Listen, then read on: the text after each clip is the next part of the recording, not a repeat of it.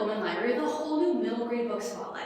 So for this week, we are taking some inspiration from our holiday that we are celebrating today. That would be Valentine's Day. And we are using that to look at some middle grade books that have pink and red covers. Because, those are the primary colors that at least come to my mind when I think about Valentine's Day. So because we are, again, looking at or just basing these books on covers and the colors they are, we have such a wide range of books that we're going to talk about today. And I love doing themes like this because I feel like there is literally something for everyone. You have no idea what is going to come up. So we have 6 books we're going to take a look at. So let's get started. Our first one is Cloud and Wallfish. So it is 1989, and Noah's a 5th grader living in Virginia. And everything seems normal, but then one day, everything changes. His mother comes to pick him up at school at the end of the day, just like she always does. But as they are in the car, his mom then tells him that they are leaving tonight, they are packing everything up, and they are going to East Germany, like out of the blue. And the reason why they're doing this is so his mother can finish whatever, like the research she's working on for her paper. They're going to be there for about 6 months. So Noah's trying to digest this at first, and then he gets told he's going to have a new name. He's no longer going to be Noah. He's going to have to go by Jonah. And not only is he going to be Jonah, but he's no longer going to be 11 years old. They're going to make him 10 years old. And he is super confused. He starts asking questions.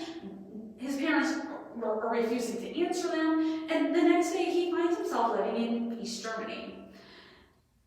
When they're there, things even get weirder. His parents make these extreme rules that are so hard to follow, and he doesn't know why he's even doing this. And then one day he meets another person in his building. It would be Claudia, who's the same age as he is. And as they start to grow in their friendship, no one knows that there's more going on in whatever his family's hiding. And he wants to figure out what exactly is this deal. But he doesn't know who he can trust, and he wants to trust Claudia, but he doesn't know if he can.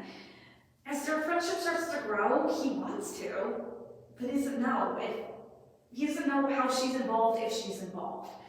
This historical thriller will keep you guessing on the edge of your seat as you try to figure out what is actually really going on along with Noah. You'll be figuring it out as he is figuring this out, and you'll be trying to figure out who can be trusted and who can't be trusted.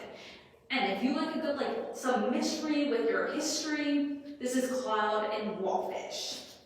Hate That Cat. So this is a sequel to Love That Dog, which is a novel and verse by the same author, Sarah and Creech. Now, you don't have to read Love That Dog in order to understand this one, but it does help to understand the characters and the storyline because it kind of picks up a little bit after Love That Dog is done. But we are back with Jack, who is still writing poetry, wants more about his life, and he expresses his thoughts and his feelings through this. And especially now, there's a lot going on. He uses his poetry to express his feelings about the loss of his beloved pet. And in resisting getting a new pet. Nothing can replace his dog. He doesn't know if he wants to. And then he starts coping with the fact that his mother is deaf, that she's going to be different from everyone else's mom, and how does that make him feel? When Jack has a run-in with a neighborhood cat, though, things start to change, though he despises that cat. It might actually save the day and turn everything around. This is filled with feelings and emotions that we all deal with. This read is one that you will be able to relate to, and you might even find yourself tearing up as Jack goes through some of the stuff, and you'll be right there with him. You'll love Hate That Cat. Al Capone does my shirt. So, when Moose's father gets a new job, he and his family end up having to move to Alcatraz Island, which is off the coast of San Francisco. Now, Alcatraz Island is where some of the most dangerous criminals are found. It's this high security prison that if they were really bad criminals, they got sent to this island that is a hardcore prison. And it's in the middle of the ocean. It's almost impossible to escape from. In fact, there's only been 2 people in history that have escaped from Alcatraz, and they don't even know if they actually survived. Now, when they get there, they're trying to settle in. Moose's sister is autistic, and she gets rejected from a special school that would really help her. And when Moose finds this out, he gets really frustrated, as this means that now he's not going to be able to play baseball. And that's what he really wants to do, because now he's going to have to stay home and stay on the island to watch his sister while his mom and his dad are working. So, not too happy about that.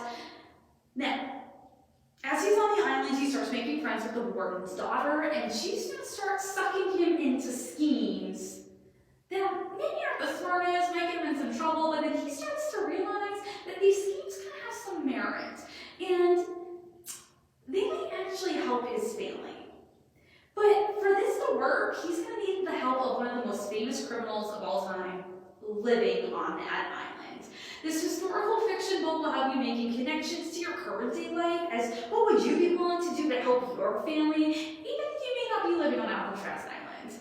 Now, this is the first book in a series. There are 4 in this series. All of them are out. So if you're looking for a fun read that you can relate to that takes place again on an island that has a prison, you need to pick up Al Capone Does Nice Shirts. Before the Sword. So this is an original prequel about the story of Mulan that we all know and love. Before becoming a Chinese warrior, Mulan had another journey that she needed to undertake. There was this prophecy that there was a girl who would save the emperor. And there's this demon that he doesn't want that to happen. And he thinks that the girl in this prophecy is actually Mulan's older sister, Zhu. So naturally, in order to stop this, the demon decides to poison Zhu so no one can fulfill this prophecy. And when he does this, no one knows how to save her. She's gonna die if they can't figure this out. Mulan seeks out this great healer who's super famous, and he tells her that Zhu can only be saved if she finds this specific flower. And this flower is grown in the garden of the Queen of the Immortals, and Mulan has to figure out a way to get there, to find it, retrieve it, and bring it back. But that's going to be easier said than done, because there are going to be numerous dangerous obstacles, many of which are the ones that the demons set out to try to prevent any of this from happening. And there's very little time to get this accomplished before the poison reaches Zhu's heart. This fantasy adventure story is one that you'll be on with Mulan as she fights to save her sister's life, as well as becoming the individual we will know later on for her strength and courage. This is Before the Sword. The Long Ride. So best friends Amelia, Josie, and Francesca, they are excited to start the 7th grade together.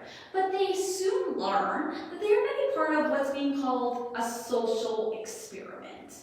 It is 1971, and the 3 girls are living in Queens, which is a borough or like a suburb of New York City. School leaders there have decided that in an effort to desegregate schools, they're going to bus students to different schools within this area in order to make sure there's equal number of races in each building. For the 3 best friends, they live in a predominantly white neighborhood, even though they are not. Because they live there though, they find themselves being put on a bus for 1 hour each way to start a new school where they each start to have experiences of their own. They get to experience their own difficulties and acceptances that they never knew before, threatening the friendship that the 3 of them have had for years. You'll be along for the ride with Jamelia, Josie, and Francesca as they start to learn who they are as individuals and what their roles are with one another and how they play in each other's lives, and that friendship can really last forever, or does it sometimes kind of outgrow what it's doing? If you like your realistic fiction with a touch of history and there's some drama in here, if you like some drama, then this is an amazing story. It's based on true events. This really did happen. It's really eye-opening. This is The Long Ride. And your last one for today is Pugs and Kisses. So Anna's family has a lot going on at the moment, and she's afraid she's going to be forgotten and left behind by her family. Not actually, but they're going to have no idea what is going on with her. It is only when she's walking her neighbor's dog, whose name is Osito, that she feels at ease and relaxed. So one afternoon, when she's walking the dog and I end up at the dog park, she meets a boy there named Calvin, who has his dog of his own. And they start hitting it off, and Calvin assumes that Osito is Anna's dog. And she kind of chooses not to correct him, and that little thing, it's a little white lie.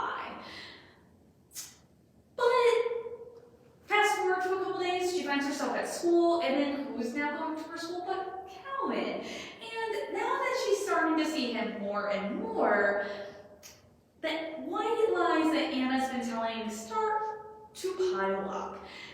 And she soon kind of finds herself wrapped up into a story that she cannot keep up with, cannot remember parts of, and that could end up destroying this new friendship she has with Calvin.